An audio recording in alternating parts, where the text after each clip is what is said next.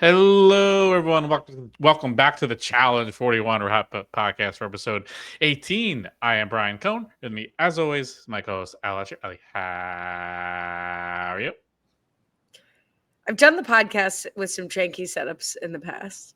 This this is one of them. But happy Thanksgiving, on the Yes. road.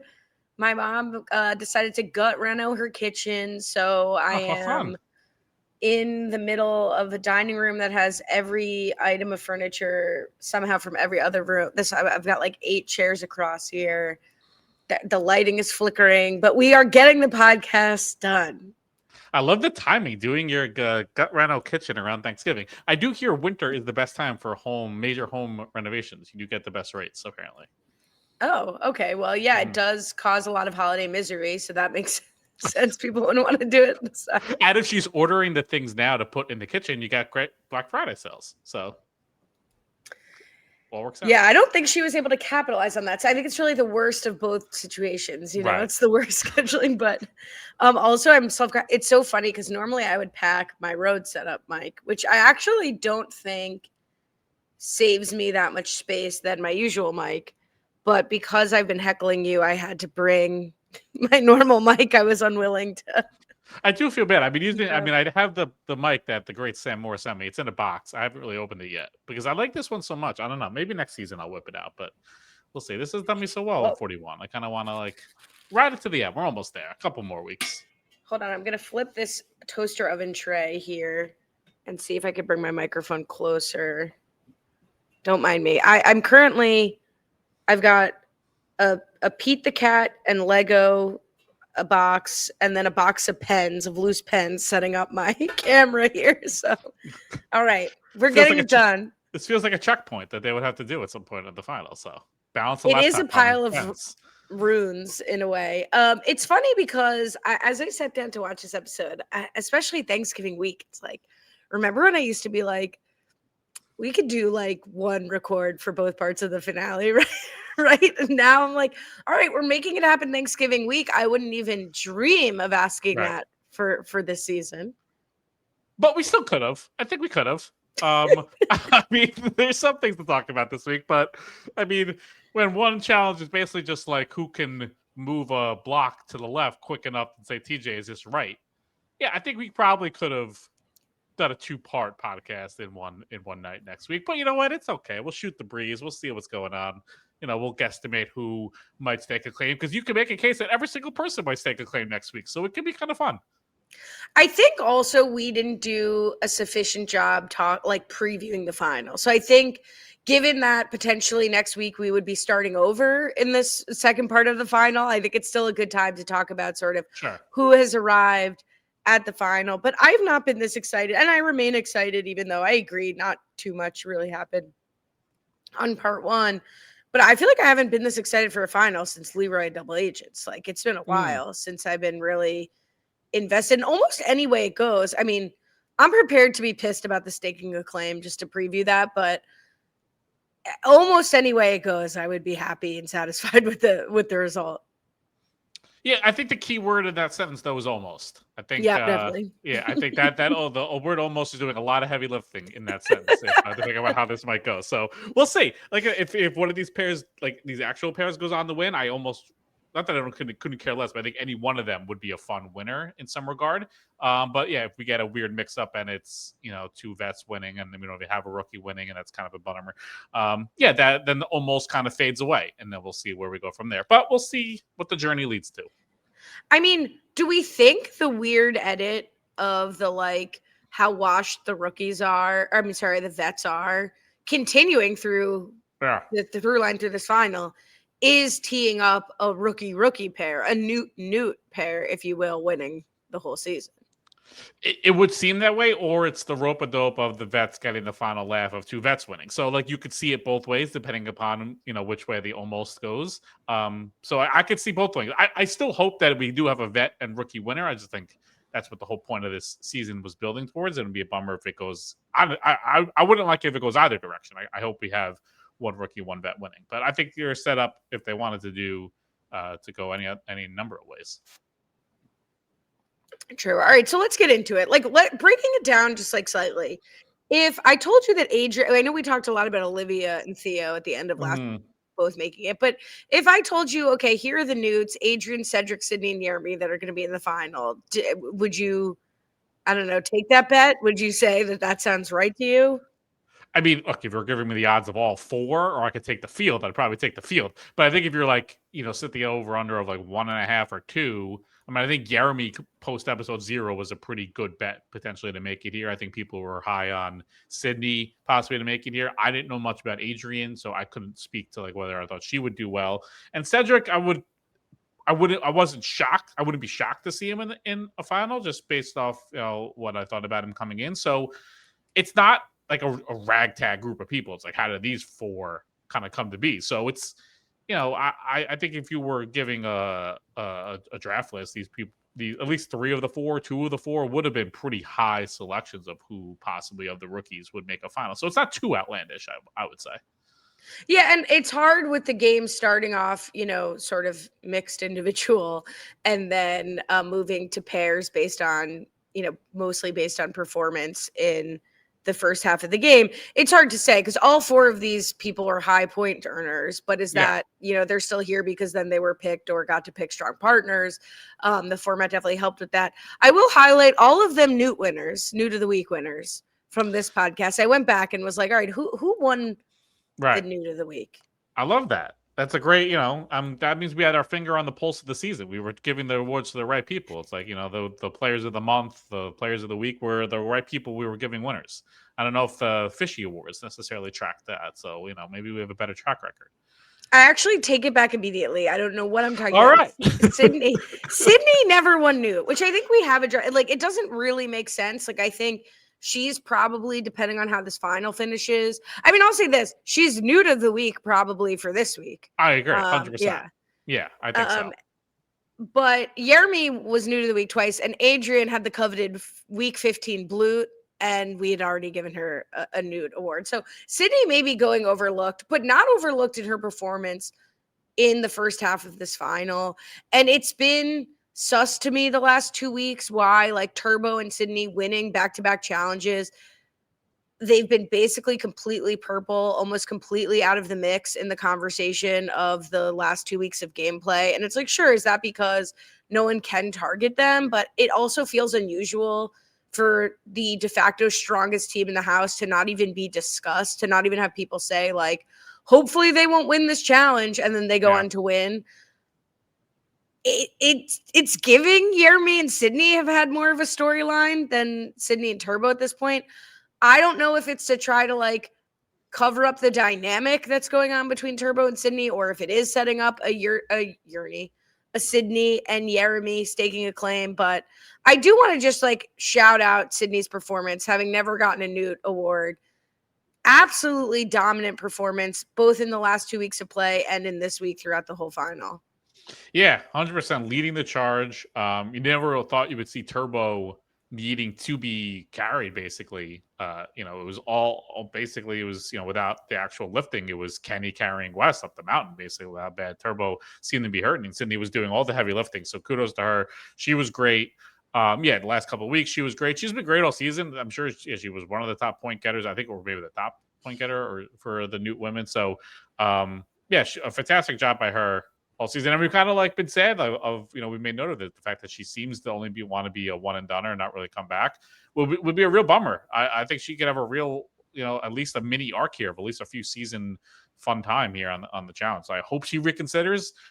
If not for 42, maybe steps away a little bit, comes back for 43 if the challenge still exists by then. But I would love to see her, come back as a 2.0 version. Honestly, I think she's the closest we've ever had to another Evelyn.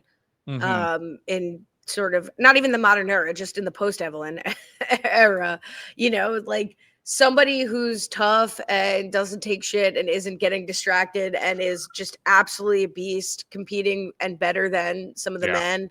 I think Sydney, now that it's already been jinxed, she'd be the future of the challenge. Like, I know she's a real heel. Like people hate her, people love her, people love to hate her, but like, that's Wes. That's bananas. Like she could absolutely run with the best of the challenge offerings, Yeah. both in confessionals and bullshitting strategy and like being, you know, rude and whatever and fighting and drama and backing it up in performance. So yeah, I echo the sentiment that like she's already a huge loss if she never comes back to the Yeah, challenge. it would be like if you dial down Laurel like a bunch of notches. I think you would get Sydney. Like she's not dropping, she's not like eviscerating people like to Big Easy or to Car or things like this. Like she's a more tolerable version. I think a good TV version. So you know we have. I mean, she's pretty brutal. Like she Not, does it but with a not to that smile. I think degree. she Yeah, has.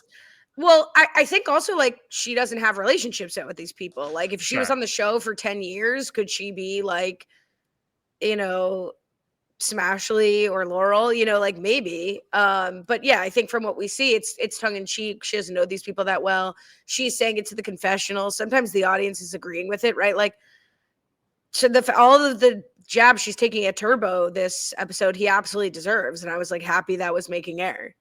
Totally. No, I'm glad.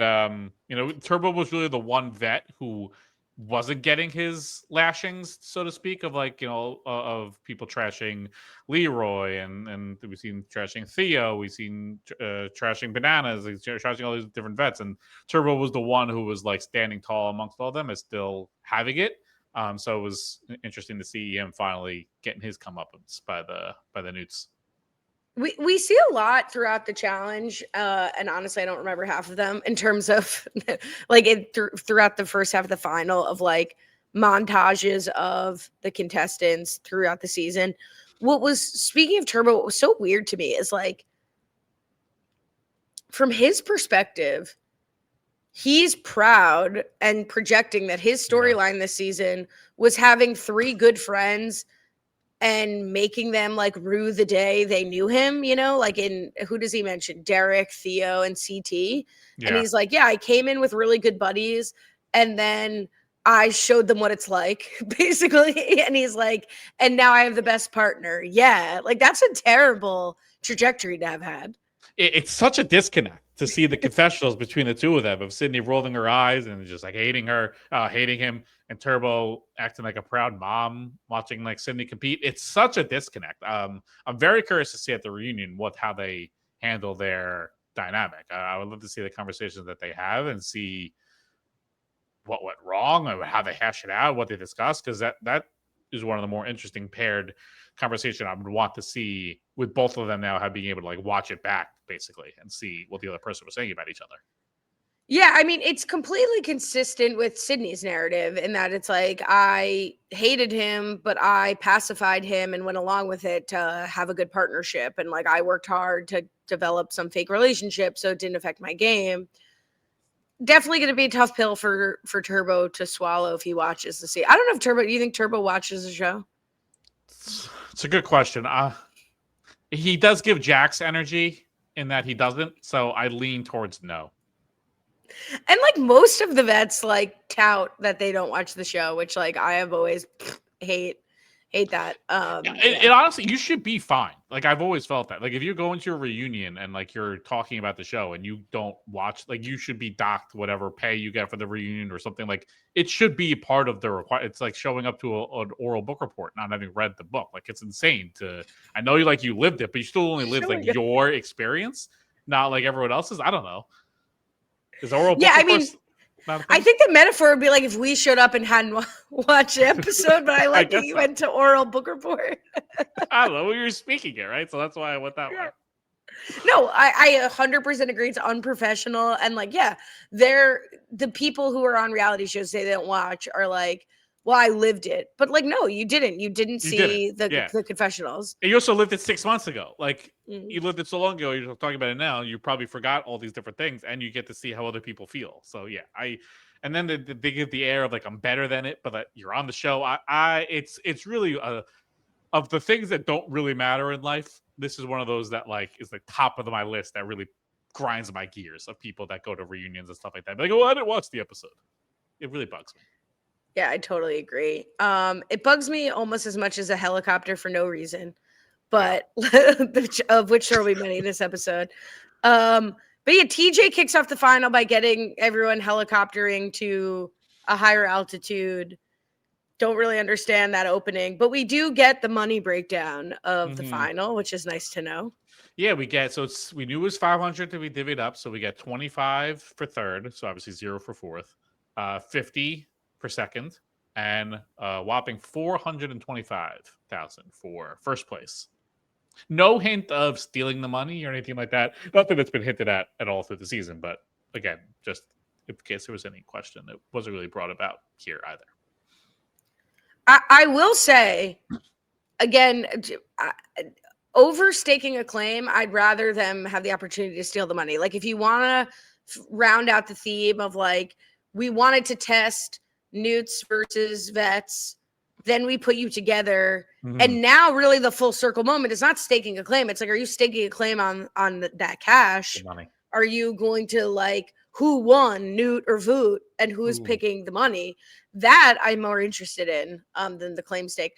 But also, like, I'm glad there's third place money. I'm glad there's fourth place gets nothing. So there is like, it's not just like you have to finish, at least assuming no one quits. Yeah. But it is such a low amount. I mean, so it's like 12.5K a person after tax, like $6,000 for third place. Not that it's true.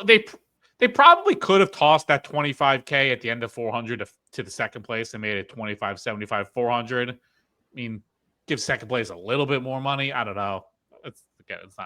I'm not going to lose sleep at night over second place, not getting an extra 25K. But if you're doing 425K, just make it 400. So it's an even 200K each, but whatever. Yeah. What do you think of the twist that they are tethered together the whole time? And I thought they were going to be like tied together, but they have to like hold a rope like a toddler preschool on a field trip.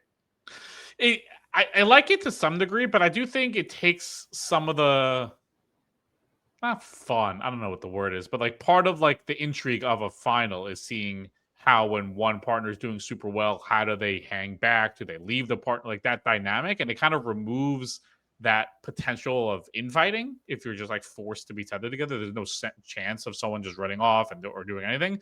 So I wouldn't have. I preferred if it was just for like part of the final, and then or maybe that'll be the case. Maybe day two they'll be untethered. But I don't like that it removes that potential fighting aspect of it. That you can't be separated because you have to be together. Yeah, I agree that, and I'll add that it adds nothing because their feet aren't tied together. It's not like it's a 3-leg race, which I would not like, to be clear. No. But they don't seem to have any logistical issues because of the tether. It's like they can still stop. It's not preventing them from taking a rest or sitting down or letting go of the rope to do that. So it adds nothing. And to your point, I think reduces the likelihood that there are like big fights over those kinds of logistics. Yeah. So, but I don't even like when they're going through the final. It's something you forget that they're tethered together. Like you don't even really notice it that much. So it didn't really. They made it seem like a big deal at the time. Oh, sorry, my mom just burst through the construction dust covers and it scared the crud out of me. Like Kool-Aid Man. My God. Oh my God, that was so scary. I've been scared once on the podcast before, but it happened right as we cut. So like no one knows, but it was at the very end of going to like saying goodbye. I went, but it didn't make there. That was all right. Sorry. You can love it. No, it's great. Imagine if there's video for the bug, like there were some good moments back there before when I had to skedaddle off during the bathroom flood incident on my birthday. That would have been a fun time too. Yeah, there's been a few. Okay. Is there a format to the final? Like, do you know how many checkpoints there are going to be? So they said they're collecting keys, and when they showed the key lockbox, it looked like there were 7 or 8. So I think good detective work. That's basically what I think the format is. But how they get the key, they say it's a race, whoever gets to there first wins. But there's no sense of day one kind of. Let me rephrase. I don't know what day one did that impacts day two because everyone's just kind of at the same place right now. Well, yeah. So that's the biggest thing because I don't really know how they're gonna level set day two. But I think it's just that's what it is, just collecting 7 or 8 keys. Hold on. So just take your time stomping around, moving everything. I made a face before. It wasn't at you. It was like, are you finished here? I'll turn the lights off. Okay. All right. Anyway, yeah, it was. It also was interesting to me because it seems like, at least in one instance, Turbo and Sydney lap. I think it was Theo and Adrian. So it's like they're resetting up all the checkpoints. Yeah. In the same spot and like just running around a lap. But overall, I'm not like quite following.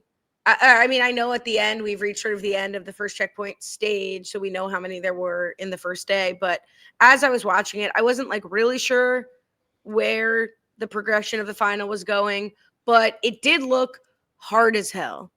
So that read on camera to me. Yes, this wasn't giving like, oh, why is this isn't a challenge worthy final. This seemed very hard. The checkpoint, like some of the checkpoints were good. I mentioned at the top, one of them seems pretty. I think they thought it would be more fun at conception. At execution, it was not that great, but it does seem very, very challenging of a final. So let's start with checkpoint 1, going down the river in a kayak and remembering these relics.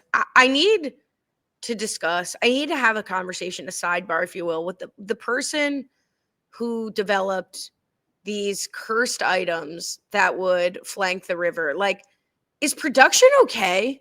Like, what was this sacrificial baby doll ring? Like, yeah. Are you all right, production? I'm worried about you. I'd like to have a conversation. Would you prefer it be like, ooh, a rainbow? Ooh, a bunny?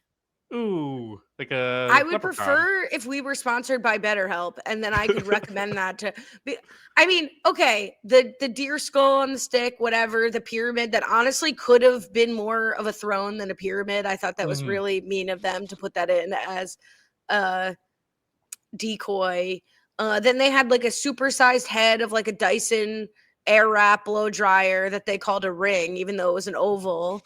And of course, everyone's favorite runes that were just tiles stacked on top of each other. Like, some of them were okay. A lot of them were stupid, but fine. The ring of sacrificed baby dolls that's a cry for help. Yeah, should they have done like made this like a rites of passage where they just showed photos of like past contestants and you had to remember like who the people were? That could have been more fun. That would have been cool in like elimination order. Because what I did like about this challenge is it wasn't go until you're right.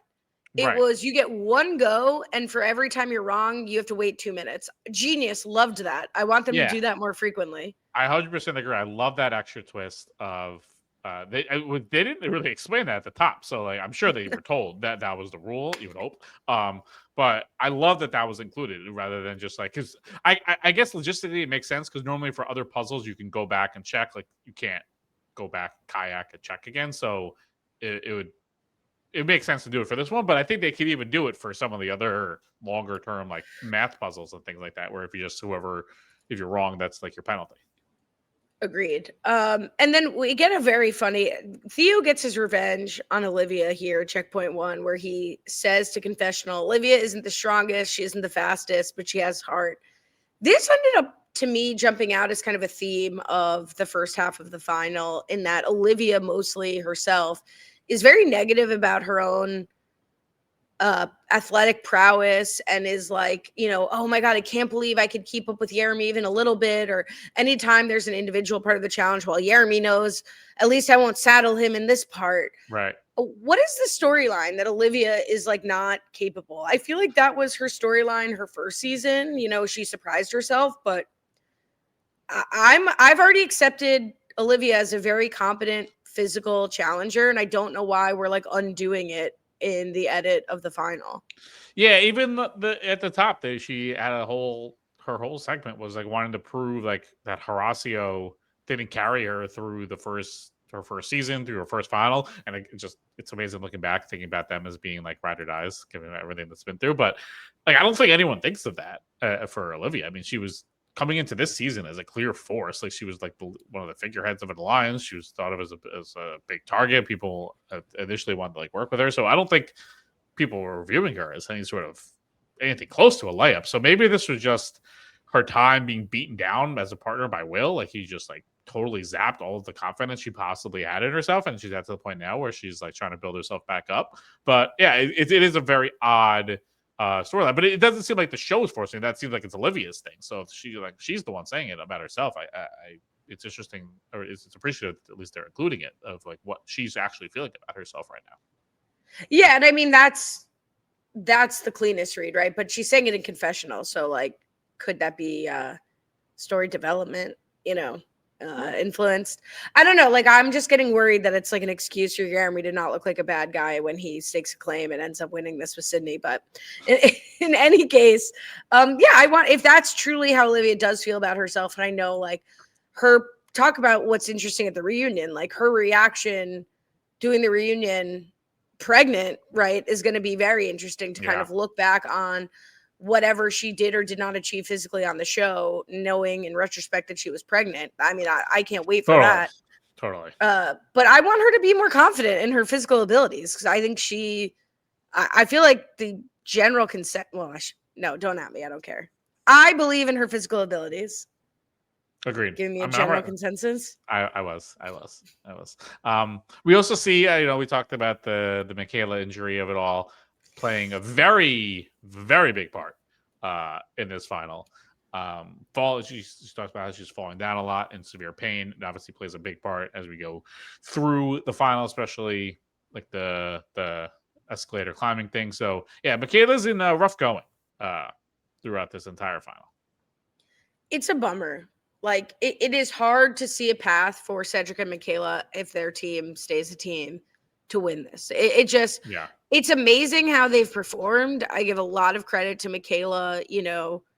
There's a really like crazy moment where she's just like telling the medic, like, put on whatever stuff will make me not feel this, and I'll keep going.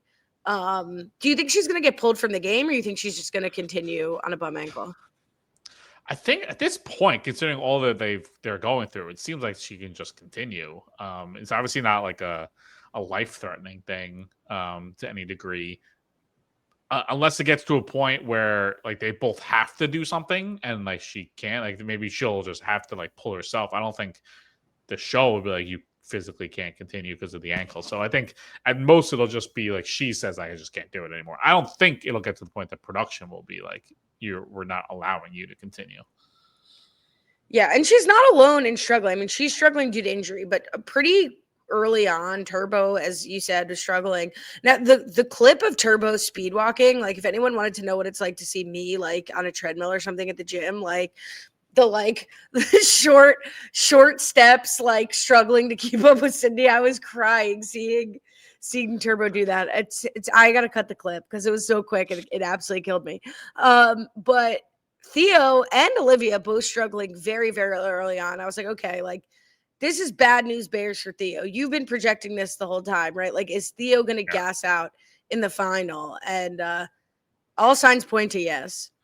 Yeah, when you refer to yourself as the Walking Dead in the final, things are not going according to plan, and that is been the case for Theo. Even Olivia at one point clocked like, what are you doing to my boyfriend? He looks a little deadly over here. So yeah, and it's not the best for Theo. It's amazing, of all the vets, Olivia probably is looking the best. I mean, Theo is on death's door now. Michaela can't walk. Turbo's like leg is about to fall off. And sure, Olivia's confidence is low, but she's at least physically giving it everything she has and still competing. So of all the vets, like Olivia's so far having the best performance for this final. Yeah, but the bar is low. At checkpoint 2, you seem to already be suggesting that you did not like Rune Memory. Yeah, I mean, did you like it? I mean, what was the point of it? Well, it's giving TikTok, right? Like this is, I don't know if you have probably more, I don't know, higher brow TikTok algorithm than I ever did, because I constantly see people playing this stupid game with the cups. Like they put up the color, like they have the color match and they tell you like how many are correct. Like this to me felt ripped straight from Reels, TikTok. So I liked the idea of taking like a TikTok kind of challenge, bringing it into the final. But yeah, it was boring to watch. I actually honestly think, and this is like a stupid comment, that if they did it with colors and not runes, it would have actually read better on TV because it's just easier to I guess so. follow. I thought like the little symbols and like 1, 2, 3 was like, I don't know, not as interesting as when I'm scrolling and I do stop and watch these family TikTok games. But like, so on TikTok, is this what they're doing? They just move one over. Is this right? Yes. Move on to the next one. Is this right? No. Is this right? No. Is this right? No. Is this right? Yes. Move on. Is that like that's the whole point of this challenge? Yeah, because that's not like that will get it done, but it's not necessarily the fastest way. So if you're competing against people for time and you want to like do it in 50 seconds, you don't have time to like go one by one. But yeah, I think you're identifying what doesn't work in the final stage of like you've got 10 minutes to do it. Like it's not like the TikToks where they're trying to beat 45 seconds to get them Right. done, you know. I guess. Yeah, but this one didn't play for me at least. But fair enough. Each their own. They're trying something. I don't mind them trying taking something that might It's appeal to Gen Z. Other shows, reality competition shows, could try using different competitions. So I won't fault someone for trying something new. And we do get Turbo's bullshit highlighted, for lack of a better word, of like getting absolutely dragged by Sydney and then coming in like he's like the hero and like basically being like, shut up, don't touch anything. And then being like, you're welcome, even when she's saying you did a good job. Like he's a tough one to to be work around. with. It's not my kind of guy. No, he's he's a tough one to work with, for sure. But it one thing that I thought was a little boring about this, and it's not necessarily the format's fault, it's just like the way the performances are going. People are not hot on anyone's tail. Like everybody's basically finishing these checkpoints without the next person even showing up.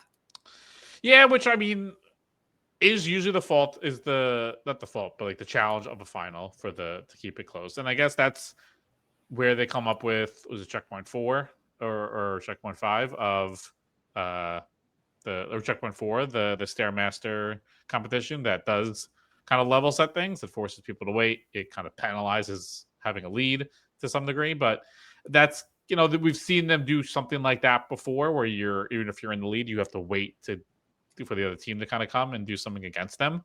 I think it was, what was that? The All-Stars final, right? We had to like wait for them to either like a one-on-one competition in a final. I think, correct me if I'm wrong, I feel like I remember them doing something like that. So there's ways to, I guess, level set a final that's getting out of hand.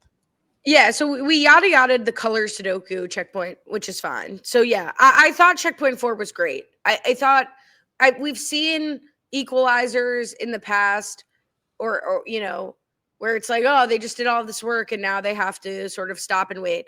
I thought this was one of the more successful versions of that, because you had to stop and wait, but then you're doing a physical challenge. So you still get an advantage. Sydney and Turbo definitely got an advantage for finishing first.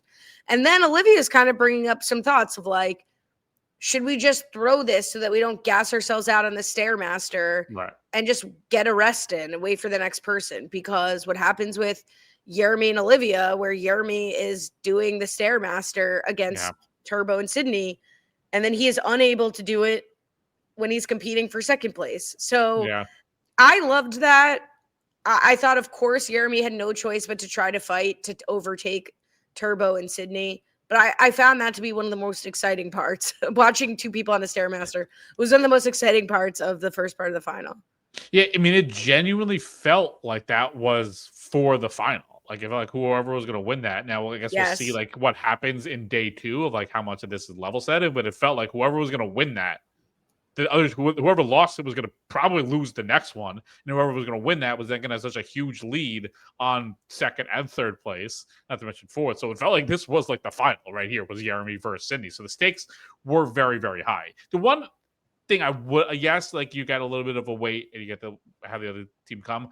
I do think you should have had some sort of advantage in the competition by being ahead, like the other team's Stairmaster goes a little faster or something like that. I thought they should have had a little extra boost other than just sitting there waiting. Because like I think Sydney or Turbo pointed out, like you could just start like cramping up. You're sitting there, you're like you get a little cold. So I get the advantage, but it's not like a full advantage. So I thought there could have been something else in the Stairmaster itself that was like a little extra boost for being like the first team there. In the event that it was neck and neck, Do you still feel that way, or do you think because Turbo and City were so far ahead that it felt lopsided to like put them back onto the same playing Yeah, field? I mean, I, I guess it's a little. I think you should get. Yeah, if you're in the lead, you should have like an advantage. Like your advantage should be whether you beat them there by 10 seconds or 10 minutes. You should have your Stairmaster goes a little bit slower than the team behind you. Yeah, I think what often happens in the final is like what's good from a fairness perspective and what do I think should happen from a TV perspective. Like, I agree from a fairness perspective, this checkpoint sucks and there should be, whatever. But from a TV perspective, like, I did not want to watch the final running as it was being run. And so for like this to like, for me, I felt like the rest was enough because I would rather watch a closer game. Sure. And like, again, like the Stairmaster to the finish was like a very exciting moment. But yeah, from a fairness perspective, like, no, it's bullshit. Like, they were so far ahead and then I Right. almost came and moved to second place for no reason.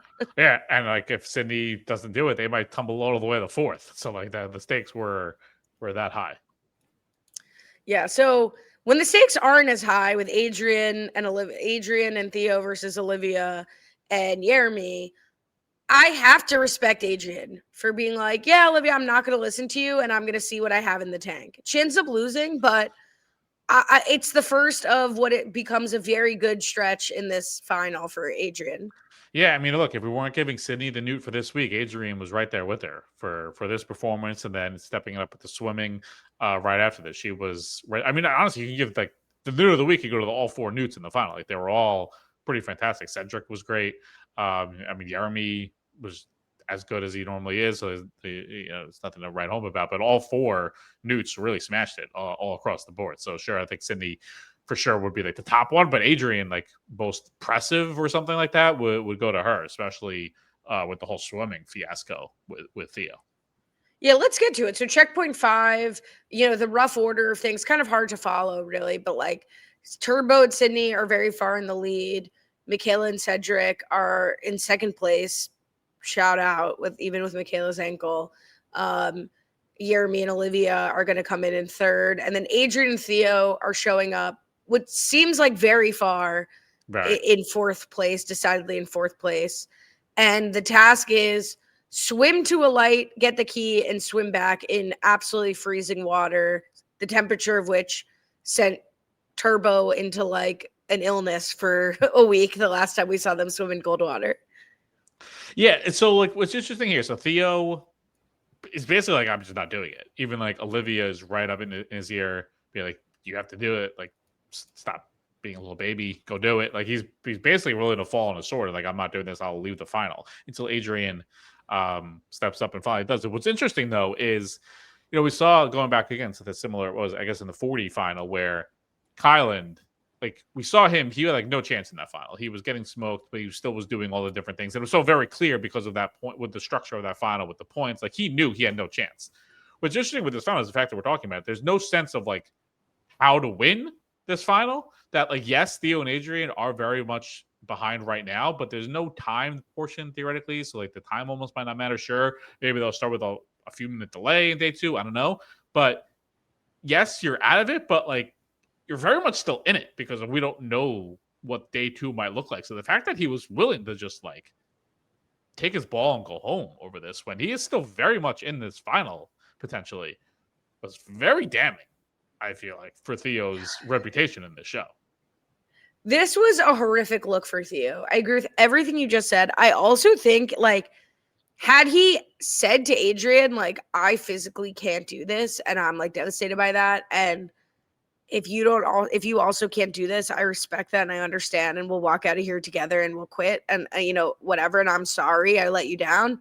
That would be one thing, and we'd be saying the same thing here that you just said. What bothers me twice over here is the arrogance with which he acts and says like, I'm not doing it, you do it, good luck, you do it. And she's literally crying and overwhelmed and scared, and he's just like zipping her into a wetsuit and be like, you're the newt, go out and do this. Like, I thought he looked so bad and pitiful and honestly pathetic, and I will not soon forget this performance from Theo, and it really undermines the amazing elimination and strategic output he had this whole season. I mean, that doesn't go away, but I just thought this was such a bad way for him to carry himself in the final with Adrian, who has done nothing but basically clean up his messes that he's laid in the challenges during the season. Yeah, and not to like go against true love. I wish the best for Theo and Olivia, but if I was Olivia, like this would, what would the kids say? Give me the ick, a big ick. Like, what are you doing, dude? Like, yeah, again, like if you're past that on the ground, like to get the stretcher out, sure, one thing you can't do it, but he's moving around pretty decently. Like, get in the water, go for the swim, like show like use it as a momentum builder, as team morale. Like it was so disappointing from Theo. And then in the confessional, like earn your stripes.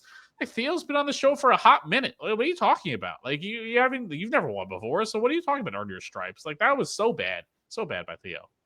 And Olivia is actually trying to help. She's obviously not trying to get Theo to do it after he's like, shut up. But she's at least offering, like, Adrian, if you do it, like, I'll take care of you. I'll massage you, I'll keep you warm. Like, I will trade you basically care if you go do it. Again, nothing that Theo's even offering. But Turbo's on the brain because, not to be out-icked, Turbo fee-fi-fo-fums in, and after completely relying on his female newt, he's heckling Theo for doing the exact same thing. Yeah. Puffing his chest and saying, oh, I only didn't do it because my partner didn't let me go. Losers. Honestly, both of them just come off as complete losers in this section of the final. Maybe all the rookies stake a claim on each other and all four should just win. Let them all win together. Send the vets at the pasture. Yeah. Let Theo run with Michaela's bum foot.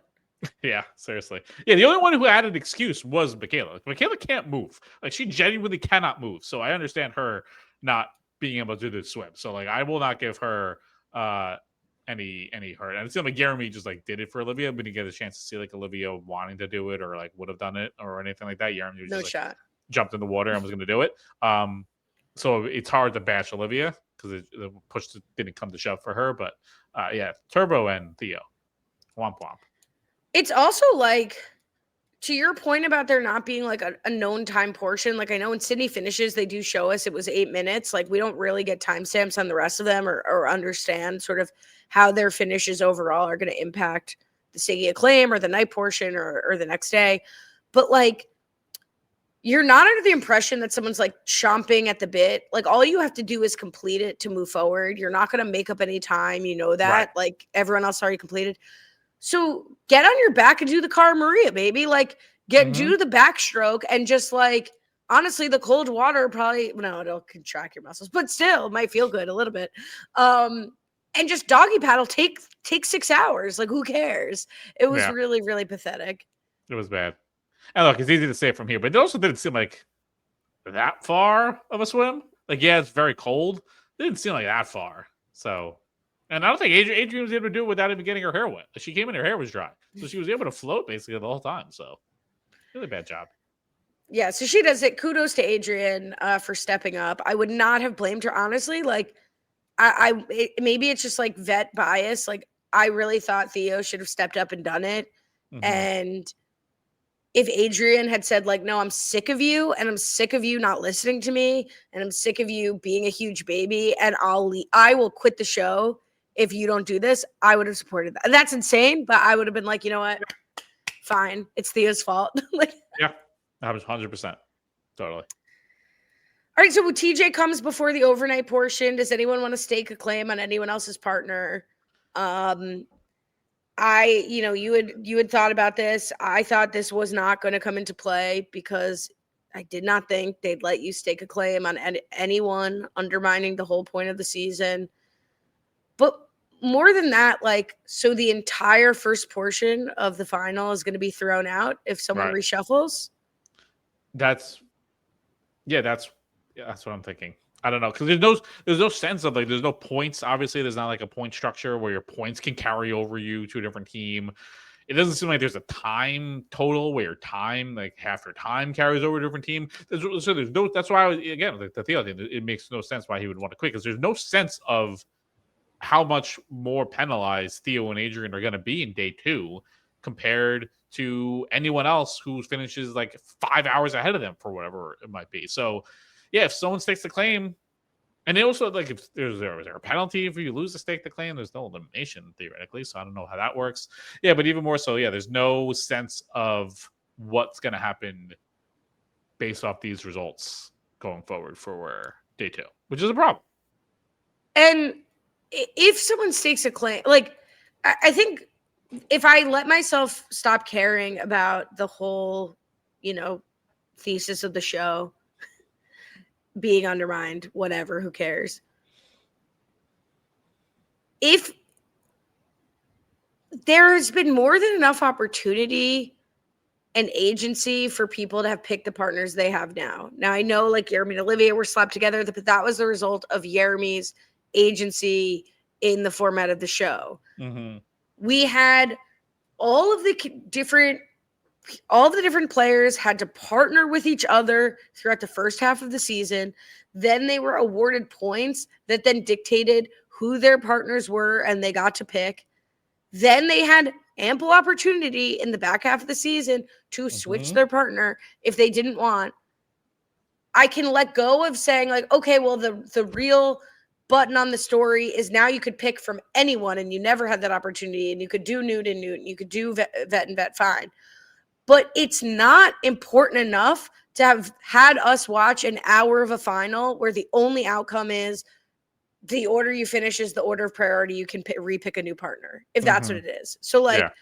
I just don't care. I've seen them have opportunities to change their partner. I recognize that now 2 new people are on the table who weren't before. It's inconsequential to me. And I don't want to see, other than Sydney and Jeremy, which maybe would be an improvement on Turbo winning, or maybe would be an improvement on like a Theo winning after this performance. Maybe Sydney and Jeremy are the golden story of the season. But otherwise, like, what a waste of our time this episode. Yeah. No, I completely agree with everything you said. And just the one other thing I would say was just like I want the challenge to like let things matter. Like that was my biggest thing with like was the ride or dies, where they broke them up and put them in teams, and like let the storylines that you're developing and playing out matter and pay off, not just like rip them right at the end when this is the big payoff to see which of these pairs can like pull it off and win together. Like I don't need to see a more of a random pair. Like we saw that with CT and Casey when they did that. Like they randomly won together. Like who cares? No one. There's no stakes to that. Like you've been building for this is episode 18, episode 19 next week. For 5 months, you've been building these people. Let them win together of the storylines we've been building. And you have one pair together with stop together, sure. The other ones have been building this whole time. Let it play out. Let it matter. Let what you're showing on the TV screen matter. Wait, now I'm cracking up. So that's happened to CT twice. Because CT and Amber were random too, weren't they? I don't want to type. I get in trouble when I type and look something up. Anyway, irrelevant. Basic, yeah. But I think at least they ran the final together, right? I think from start to finish, fair enough. I think Casey, they were paired together in the last like hour. So what do you think's gonna happen? I mean, do you think it's even like a true claim stake, right? We hear TJ say like you could stake a claim on anyone's partner, right? But like if we had to guess how this is gonna play out, or who's likely to stake, or what the outcome's gonna be, what do we think's gonna happen here? I mean, it's a great question because, like, generally, I said this at the top, but I think you can make a case that, like, at least one person in each pair could and should stake a claim. Like, I think the most obvious staking a claim would be Cedric trying to get out from Michaela, as Michaela points out. Like, Michaela can't move, Michaela can't walk. There's a non-zero chance come the next checkpoint she either is physically removed from the game or takes herself out or whatever. So Cedric should do it. Sydney seemingly wants the hell away from Turbo. Turbo, I think, would be the least likely of all people, I guess, with Michaela to stake the game. I don't think he wants to go anywhere. I think Sydney absolutely wants out. So I think she could do it.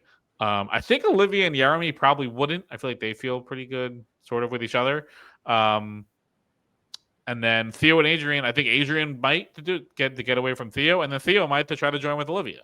So there's people there all over the place. I might do it. Yeah, I mean, that's what the edit has really set up is like, yes, everyone is incentivized to do it. I mean, Jeremy and Olivia, it's like Turbo and Sydney have shown themselves to be an impenetrable force, like an unstoppable force. Like they have been winning and it's not been close. They've lapped a team. Like they've been slaying. So while Jeremy might be like fine with Olivia, it's like, how fine is he? Is he okay with 50 grand and Olivia as her partner? Or does he want 425 grand with Sydney? Because Olivia and Turbo will not be able to compete with Jeremy and Sydney. So it depends on what the consequence is. The consequence isn't a risk of going home. I think Jeremy will stake on Sydney. So the only thing I would, do you think it's possible maybe the way they'll do it is, so Sydney and Turbo obviously in first. Will they toss it up? I know it teases up to TJ, tosses it up to everyone, but maybe they'll go down in order of finish, like first Sydney and Turbo. Do either of you want to stake a claim? And if they say, let's say Sydney says no because she wants to win, like now they're off the table. You can't stake against them. Then it's Cedric and Michaela. Do you want to stake a claim for only third and fourth place, one of those two teams? And then if maybe they say no, I don't know, then it's just like between those last two. Because that would be pretty crazy. Like Sydney, let's say Sydney wants to stick with Turbo. They're in the lead. They're crushing this final. Like then you lose your partner. Like that's like at least like in the format of the show. Like if you win the daily, you're safe from being staked against. So like maybe by based off your finish, you could choose a stake, or if you don't, you stay together. Like I think that would make it a little bit more palatable. Yeah, 100%. That was my next question for you is like, should they just be safe? But I think the way, like, it should first place just be safe and out of it. But to your point, like, why shouldn't they have an offer to stake? Like, I think in the show, right, like the last place team and the winning team, it seemed like they couldn't, they were just like off the table. But maybe I guess if like the team that won wanted to stake and risk going into an elimination, I don't know. Right. But here, yeah, that's probably the way it should be done, that they are safe but have an opportunity to stake if they want, in which case, I mean, it would be so crazy if Sydney to stake because she's going to win with Turbo if the teams. I think any combination of any of the other 6 players will not beat Sydney and Turbo. So it would just be because she hates Turbo and he's, well, also maybe she's worried he's not performing. She doesn't realize how badly like Theo and Michaela are performing worse than him, but like she's having to drag him. But the risk that she stakes a claim against Olivia and loses, has to go back to Turbo, like he'll sit down on the floor and not even try. Yeah, but like, so yeah, you like theoretically sure you want Jeremy, you want like the Iron Man running finalist, but if you're worried about that, like could she just stake against Michaela and just get Cedric? Like if she's that anti-Turbo and Turbo is sort of breaking down-ish, Cedric's doing pretty well. I mean, Cedric seems to be in pretty good shape. Maybe just go against bum ankle Michaela. Unless it's like a pure puzzle coin flippy thing, she's got to smoke her, and then you get Cedric as a partner. I think you just deal with Turbo bitching, unless you want to come back and you're worried somehow that you won't come back even if you win. Like, because that would be a sick move, you know, to like put like basically be ready to win and then be like, but I hate you, so I'm gonna stake. But I think she shouldn't stake. Let's put it that way. If winning is her priority, and I think she won't. I think then, like, are we looking at nobody does? Because I think nobody's gonna want Turbo, Theo, and Adrian. Like, I don't see Cedric staking against Theo. I think Cedric. The only way Cedric will stake, I think Michaela would have to be like, Cedric, do it. Like, just go free yourself. Like, I don't think Cedric will leave Michaela in the cold like that. I think Michaela will have to be like, Cedric is staking, basically, and like force his hand and like, go do it, go try to win. I can't be the one to like take you down like this with my ankle. Like, I can't compete. Go do it yourself. They're setting it up that so many people can and should and maybe will. I think the only one who actually will is Cedric if Michaela basically forces him to do it. Do you think there's a chance they could eliminate the 4th place team if you stake a claim and lose, you and your partner are eliminated? Like, what do you think is a consequence? Because there has to be a consequence to losing. It can't just be you go back to your partner. I feel like it's just gonna be like a time penalty. It's probably what it's just gonna be. Mm. Because then, so if you take a claim and win, and no one goes home. Because I don't think they can have a mechanism where it's like maybe a team goes home here or maybe not. I think it's just like Why a not? fine penalty. Well, because like if someone got medically DQ'd, you'd still be able to play. Yeah, but like that's I mean, yeah. But that's like they're not hoping that. Like this would be a built-in mechanism where like maybe someone goes home, maybe not. I think they could have run this whole first half with just with 3 teams. I mean, okay. I've already been saying I don't like it. You thought maybe it was more likely that they would be doing this than they are. Do you like the opportunity to do this? Like, do you like the carry through in this case? I don't mind it that much. I mind it more here because there's seemingly no sense of this day mattering to a degree. Like that's my biggest thing. Like if you like were in 4th place, like let's say it was like a point structure and you only had like 4 points and like you were trying to stake a claim to get all the way to first or something like that. At least there's like some way to carry your performance over and like maybe that would help level the day too because you're basically combining 1st and 4th or something like that. But the fact that we have no idea what mattered from this day, it makes me very uneasy going into day 2. So it's almost like I have to see what they're doing in day 2 so I can craft my actual feelings for what this is. Yeah, sure. No, I have to see what it is before I decide. I agree with that. But the one thing I'll say, because I'd be screaming at myself, and I am screaming at myself, is like my complaint that this undermines the format of the show. The thing is, the format of the show never actually did what it said it was doing. So, like, new threats versus vets presented itself as new threats versus vets, right. And then actually put vets and new threats together. And right. Even at the beginning of the final, TJ's voiceover is like, we started this season to see who was the best, the newts or the vets. And they didn't do that in any sense of the word. They didn't even do that in the beginning format where they were still paired with across their stripe, even though, Justin and Leo had their little newt meetings on the bus. It was useless. So like, realistically, having a newt pair versus a voot pair, a vet pair in the final would finally be a realization of the format. So don't at me. I understand that, but we've let go of the name of the show and we've been focused on the format that has been provided, which is really fresh meat. That is, or it's new threats and vets, basically, is right? What the season with vets, with vets on the side.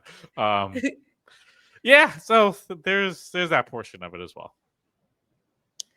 But that's it. I mean, we'll see. We got to see what happens next week. I like leaving it on that.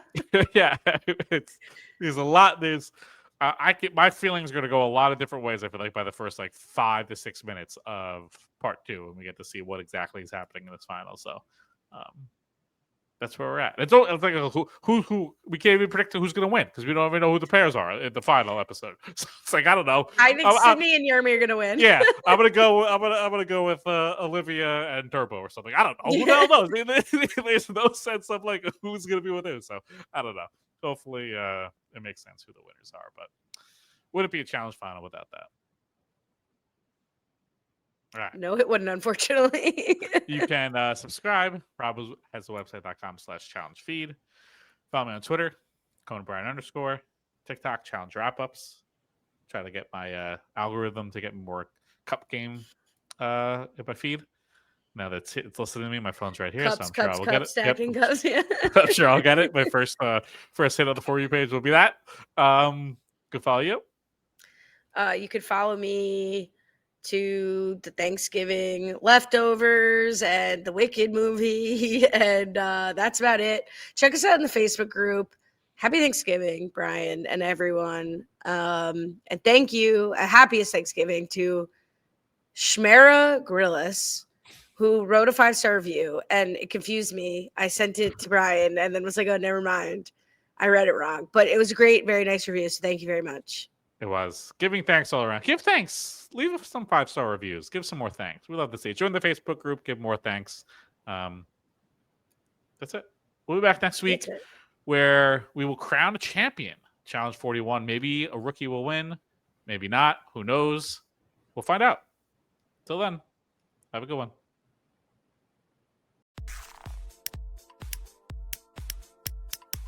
This is RHAP.